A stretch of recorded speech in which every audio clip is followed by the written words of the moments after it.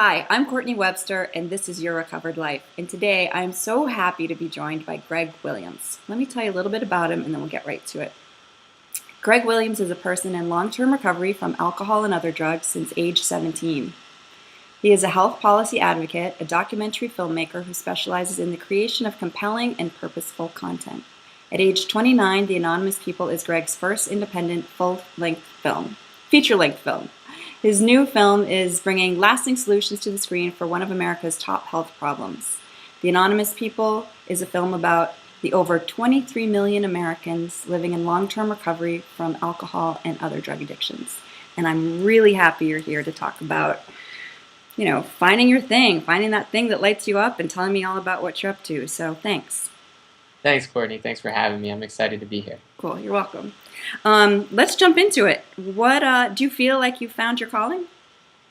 Yeah, I definitely think that, since I got into recovery, I found sort of a sense of purpose and trying to help other people, and that's sort of evolved over time. But in my active addiction, I definitely was hopeless and purposeless and lost, and recovery helped me to figure out who I am and what I'm about. And I certainly, through the process of my recovery, have learned that standing up for others and standing up for what I believe in, and telling powerful stories of hope and change and possibilities is something that you can't put a price tag on.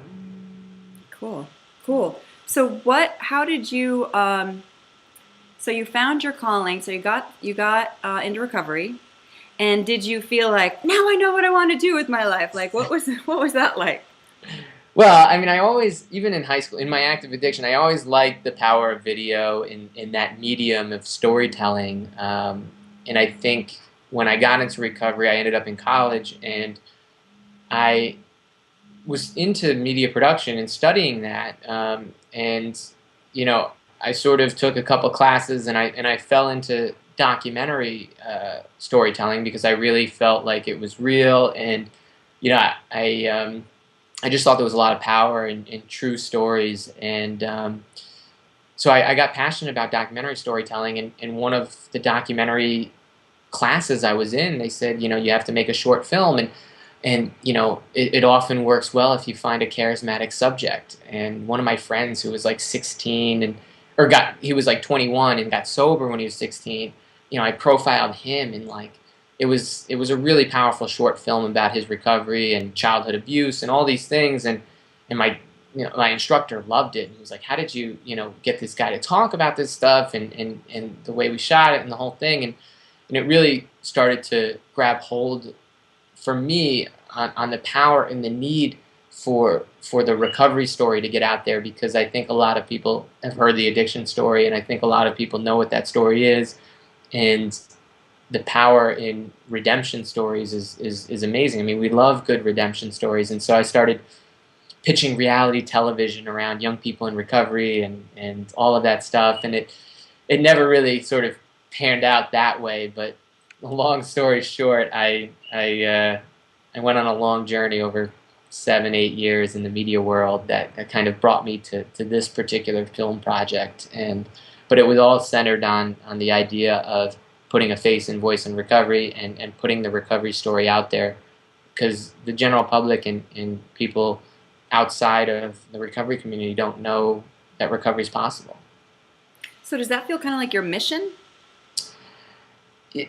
I don't know if it's my mission. I think that it's a sense of purpose. I am blessed and grateful that I was given another shot at life. I should be dead, and I felt like I was given the opportunity to go to school and learn these tools and have some skills and some instincts around storytelling. And my personal experience aligning with my passion for recovery, and these opportunities I was given, I felt like it's my sense of duty. I feel like as a recovering person, like it's my duty to not pass up helping the next person in whatever way, shape, or form that comes in. And for me, doing that through the visual medium definitely seems like a calling and my duty and passion. altogether. Cool. So did it feel like, because when I got sober, I was working in TV production, and I felt like this is not my calling, and I didn't know what it was. I didn't know, and I felt like I should have that burning passion, and I felt talk about shame. I actually felt shame about not having a calling or knowing what it was, because actually I did feel like I had a calling, but I didn't know what it was, and I felt silly, stupid, wrong, ashamed for not knowing what it was, because I looked around at me, because yes, I had gotten this second shot at this amazing life, and I had this amazing life, and I felt like there was something else, but I didn't know what it was. I felt like so anyway, one of the reasons I'm really excited about talking to people about how it happened is because at the time I would have loved to have, you're going to tell me how you found it, tell me how you had found it, and that doesn't mean the way you found it is going to be my answer, but similarly to how you talk about how we tell our stories, and people, and it touches people, right? It touches truths in them. It lets them know, oh, well, maybe if they did it that way, maybe I can do it that way, or it touches something in them that gives them some new information. So I'm curious if you felt ever like, well, I don't know did you ever feel like you didn't know what you were supposed to be doing? Yeah, no, I mean, I think that early in my recovery, and for the first 4 or 5 years in recovery, I didn't tell anybody that I was in recovery other than if me and you saw each other at a meeting or something like that. And I think during that process, in active addiction, I had two separate lives. I'd have the life I put on for my parents and the cops and the lawyers and that kind of face, and then I'd have my active addiction, existence. And then I got into recovery, and I still had two separate lives where I was living this private recovery life and going to work every day in a media production house, not telling anybody about my recovery. And it wasn't until I got invited to speak at a couple places, and I met some people who were part of this recovery movement, this public recovery movement, where it really started to blend my identity as a person in recovery and help shape that for me. And that's sort of when I found that passion organically, where somebody kind of turned on a light switch for me and said, you don't have to live like this anymore. The same way somebody did in recovery, somebody turned on, and if you don't live this way, then you have a unique power to help other people at the societal level, because I was burying friends from overdoses. I was getting denied, being able to drop people off at detoxes because of health insurance discrimination. I was writing letters to friends in jail that had no business being in jail. And, I was paying taxes and not really loving what my government was doing with that money. And so I got kind of angry at sort of the system around addiction. And so this group of people, this movement really lit a fire under me and unlocked the key to the power that we have as American citizens. Take recovery out of it, just, and what we're passionate, what our story is. And so public policy and that really became a really strong interest of mine, and sort of empowering others to affect change and social change.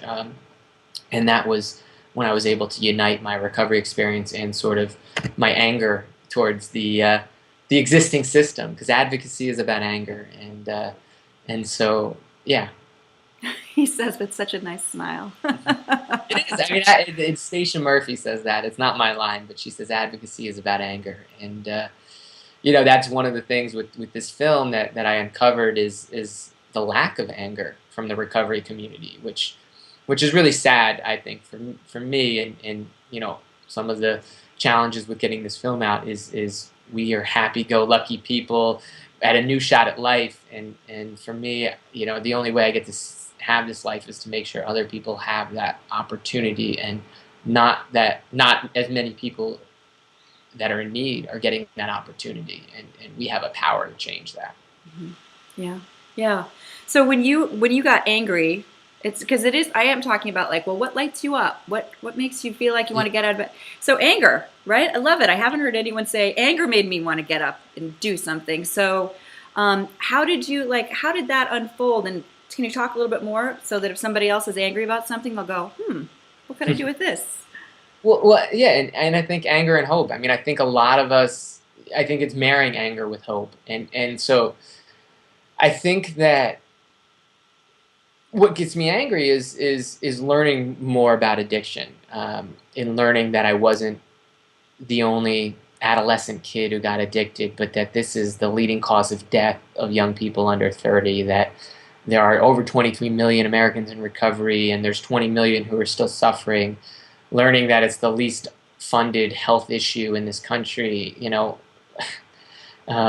We build probably since the 1980s, we've built 4 or 5 times the amount of prisons, and we have treatment programs. I mean, just like these really global thoughts about how we deal with this, and how that perpetuates shame, in my own shame around this, because society is ashamed of people with addiction, and this is how we deal with people who are ashamed of. We discriminate against them, and so really looking at the barriers of recovery, and trying to help other people find recovery, and just hitting wall after wall. They can't get jobs, they can't go to school, they can't get health insurance.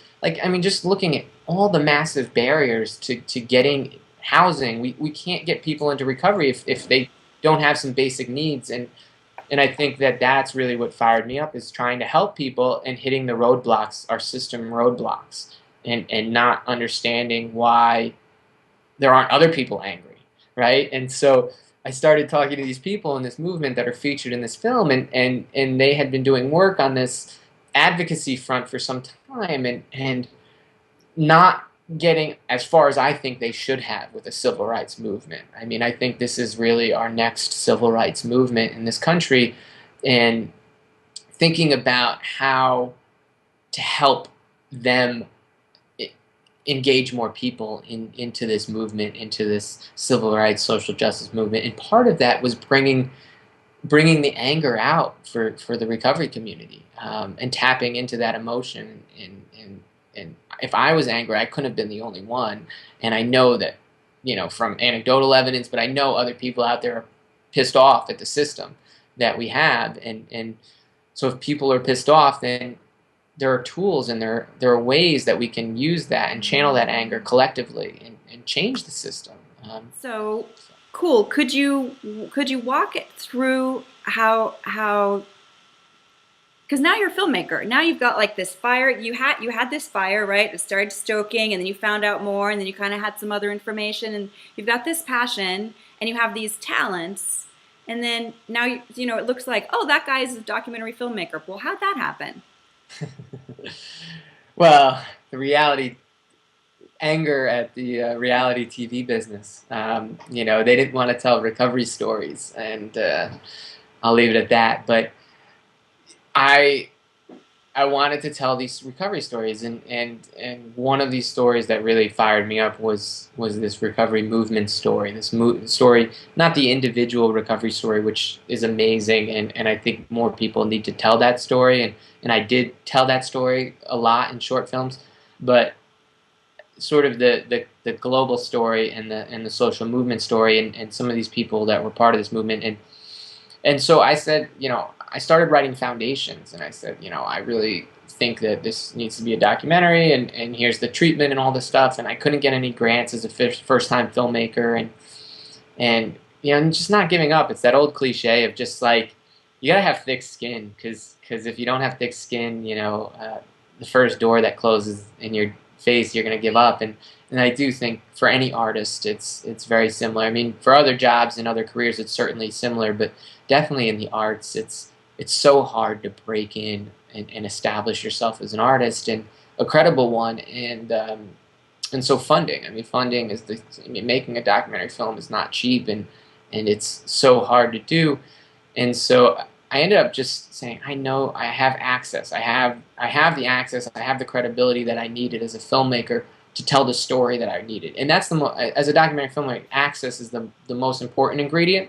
The type of camera and the filmmaking tendencies is sort of secondary, but getting that access to the story that you want to tell is the most important. So I worked for 3 years, and I got that access, and then ultimately I said, I know these people are going to give me powerful interviews and tell a powerful story, I'm just going to go out and I took a business loan out and put it all on the line and thought I created this promo that I thought that looks a lot like the Kickstarter video that I thought the mainstream media was going to be very interested in.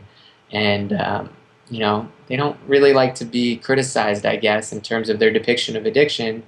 And so they didn't really like the way I was trying to approach the story. And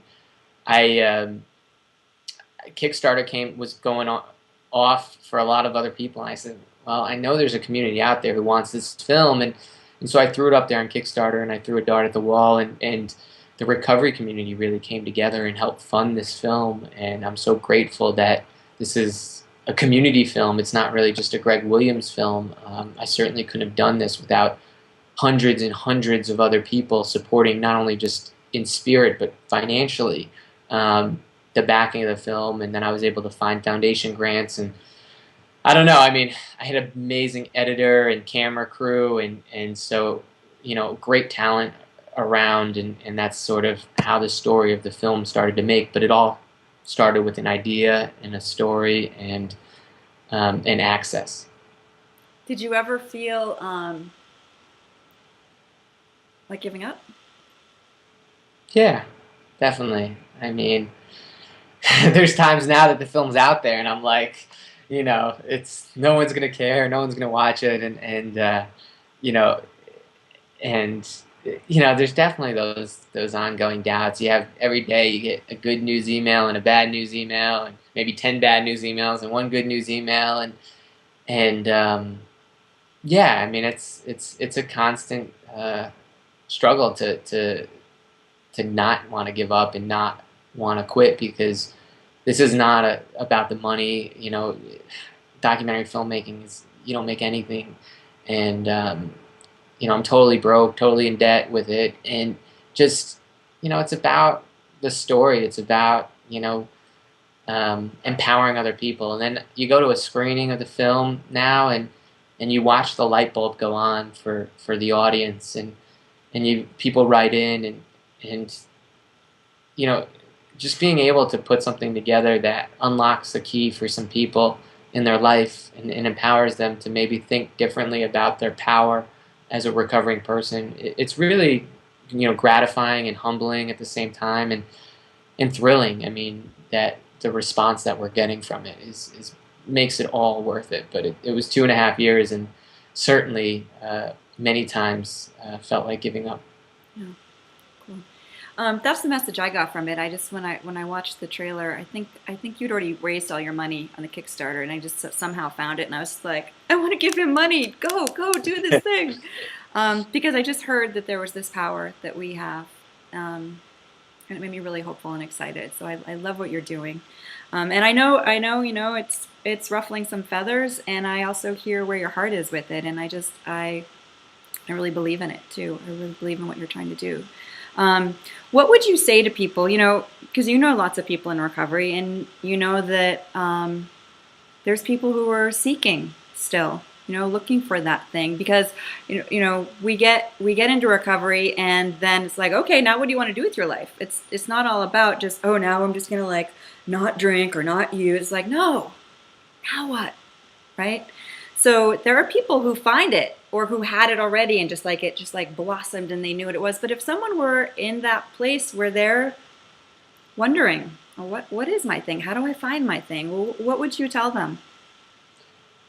Yeah, I mean, my thing, from personal experience, I mean, going back a little bit to what I was excited about as a teenager before I picked up drugs and alcohol, is still sort of my thing today. And I think a lot of my experience working with other people in recovery, people, they draw, they write poetry, they sing, they like sports, they whatever. We are definitely an artistic group of people generally, and so some often looking back to what your hopes and dreams were at 8, 9, 10. I know some people start using at that age, so maybe you have to look at 5, 6, 7. But what were you excited about back then? I think it's definitely been a barometer, an indicator of who I was meant to be, or who I had set out or started to evolve and grow into. definitely came full circle for me. And then the other piece, don't plateau. I mean, I think, so many people, myself included, have gone through years of my recovery where I plateaued and didn't expand the horizons. I didn't go to another conference, or I didn't read another book, or I didn't want to look at a different pathway to recovery, or I didn't want to look at a different pathway to spirituality, or whatever it is. I mean, I just think that there are so many outlets out there and so many people sharing amazing ideas and passions, and so the more you read, the more you listen, the more you watch, I think can definitely light that fire for people as well. So definitely, if you feel stale, pick up a book by a new author, watch a film by a different filmmaker. Use the arts to tap into what other people are excited about, and maybe you'll find something. Well, that's cool. I like the way you said that. Is there anything that I haven't asked you that you'd want to say? Well, I would love people to want to check out the Anonymous People, and if that lights their fire. I mean, I think that this film is lighting a fire for a lot of people, and this movement has lit a fire for a great number of people in recovery. And there's a lot of people in recovery who feel very purposeful about wanting to give back and wanting to help people in a bigger way maybe than they are able to on an individual one-on-one basis. So I hope that people will check out the film, check out manyfacesonevoice.org, see what this recovery and advocacy movement's all about, and if it's for you, join us and save some lives, and hopefully our kids and the next generation won't grow up in a pitiful system that deals with addiction like a criminal justice issue, and we'll have a different opportunity for future generations at recovery, because it is the best kept secret on this planet. And I think recovery is the most powerful thing that I've ever experienced as a human being, and the spirituality and the human connection around it. And it is certainly a gift that needs to be shared at a much wider level, not by individuals on pedestals, but by millions of people in recovery collectively. And I want people to realize that, because I know that people worry about the ego and the pedestals and the individuals, and this is about 23 million Americans, millions of people across the globe. This thing is big, and together we can share that amazing gift with other people. Cool. Oh, I get goosebumps when you say say all that stuff. Thank you so much for what you're doing, Greg, and thanks for talking to me today. Thanks, Courtney. Thanks for having me on. Okay, bye. Take care.